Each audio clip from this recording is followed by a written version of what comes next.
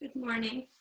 Welcome to the Wednesday morning meditation. This is the Be the Light process. And I was thinking about that this morning. What does that mean? Well, vibration is light, and we want to raise our vibrations, and we want to clear our field of old traumas so that we have as much light and coherency available to take on the next day, what is coming, to plan your future, to have the energy to be with your loved ones. So there are many ways that we can become light, and some people don't like sitting there and stilling their mind and going through the mantras and all the different ways. So let me give you some different ways how to become the light.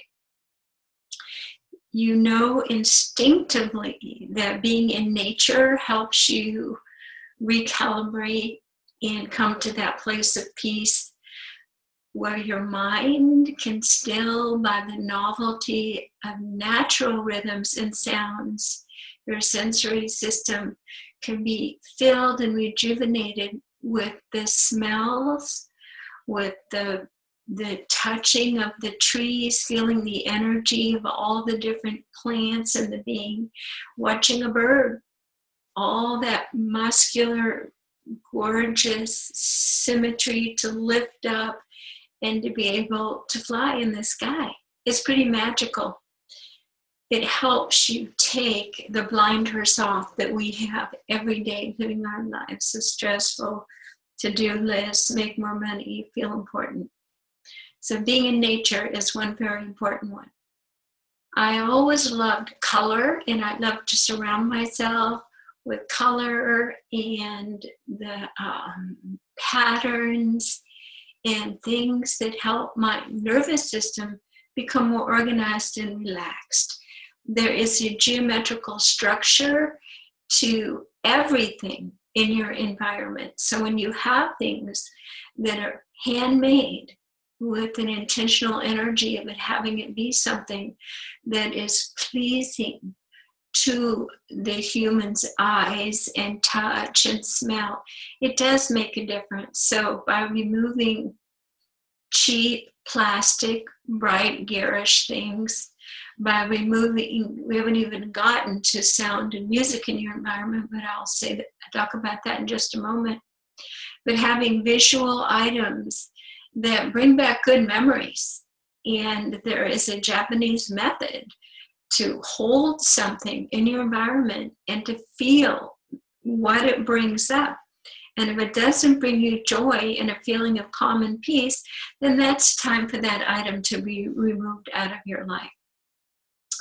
So now we come to sound, one of my favorite topics.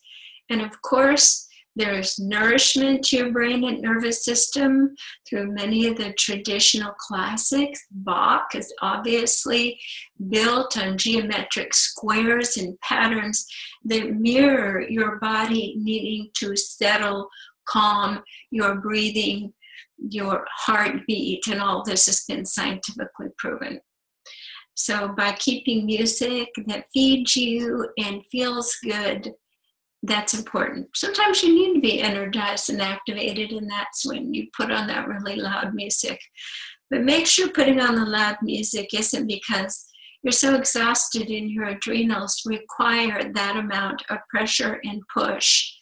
I worry about some of these young people with severely high volumes of music, which could have long-term detrimental effects, not just on their nervous system, but we know that the little tiny higher pitched receiving cilia in the ears often become damaged with prolonged loud volumes. Something that has come to my life recently that I feel has brought more light is painting.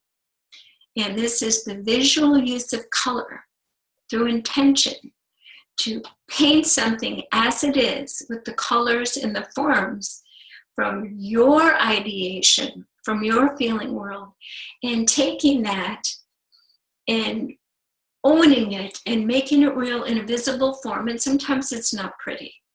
This intentional creativity it was created by Shiloh, Sophia. And Sophia Shiloh of Sebastopol, California.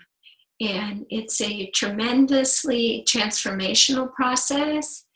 And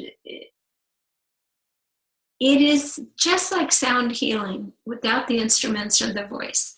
It is a vibrationally induced tool to move energy. For instance, if you have a canvas and you say, I am whole, and you put that intention as just a big blue color, you choose the color. Then we bring in more colors that kind of surround you with the feeling world of wholeness or the lack of wholeness or the holes in that sense of your wholeness.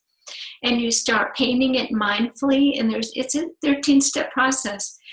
And by the time you are finished, you have taken that desire for wholeness, move through all the perceptions and life traumas and dramas and pictures and repainted it. You've repainted your past, and as a result, you have moved the neurological triggers and patterns within your brain that bring up the same adrenaline reactive resistant responses.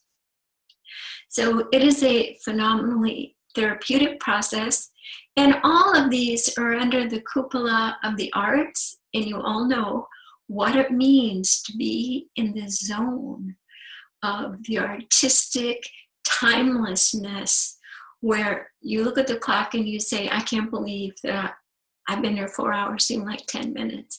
For you, it could be cooking, it could be dancing, it could be singing, it could be watching a sunset.